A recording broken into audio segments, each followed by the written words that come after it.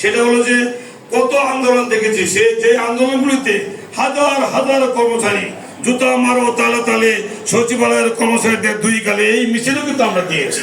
কারণ আমরা মিছিল দেই, ওরা ওখানে বসে বসে হাত তালে দিয়ে আমাদের ঢিলা মারে থুতু মারত, সেই কিন্তু আমরা দেখেছি। কিন্তু আজকালকার জমানায় যা দেখি, এখনো কিন্তু সেই বসুন্ধরা আছেন, এখনো কিন্তু সচিবালয়ের কর্মচারীরা এক জোরে এক জায়গাতে মিটিং করেন।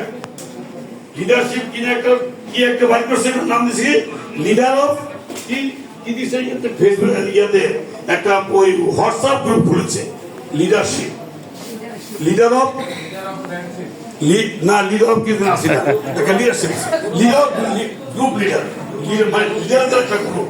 তো ভাই লিডারদের গ্রুপ করে না চাই করেন, সচিবালয়ের বাইরে যে সমস্ত কর্মচারী আছে ওরা যদি মাঠে না নামে তাহলে আপনার ডাকে কি সরকার আপনাকে আন্দোলন দিবে?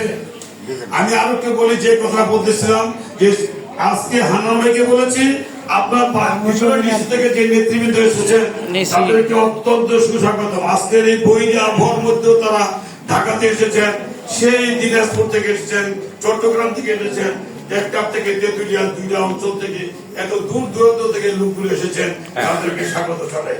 আর যারা ঢাকাতে বসে আছেন, আজকে এই ছুটির দিনে কিন্তু মিটিংটা দেওয়া হয়, শুধু ঢাকার কর্মচারীরা যেন এই মিটিং গুলোতে অংশগ্রহণ করতে পারে। প্রত্যেকের বউ নিয়ে বসায় ঘুমায়, আর আমরা মনে হয় মেয়ে লোক বিয়ে করি না, আমরা মনে হয় পুরুষ লোক বিয়ে করেছি। এসেছি, আপনি কি পুরুষ লোক বিয়ে করেছেন না মেয়ে লোক বিয়ে করেছেন? তাহলে আমরা যারা বসায় বসে আছি, যে সমস্ত নেতৃবৃন্দ, তাদেরকে তারাই বউ পাগল মানুষ, আমরা কি বউ জন্য পাগল না? বউ কি আমাদের নাই? পুরো হইলেও বউ ছাড়া চলন যায়।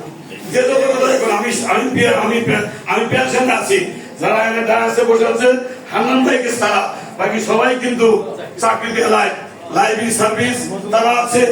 তো আমরা এখনো কিন্তু বউ ছাড়া থাকতে পারি না। এক গ্লাস পানি দিলে বউ দিবে, মেয়ে দিবে কেন, কাজের বুয়া দিবে কেন, বউ দিবে। এখনো কিন্তু আমরা সেই বউ পাগলাটাই আছি।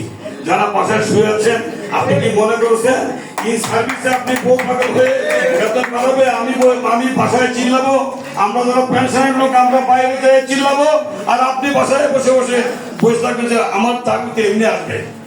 সেই রাজধানী দিঘির কথা, আপনি প্রত্যেকে এক লোটা করে দুধ দিয়ে আসবেন, তো সবাই তো দুধ নিয়ে আসবে, আমি এক লোটা পানি নিয়ে যাই,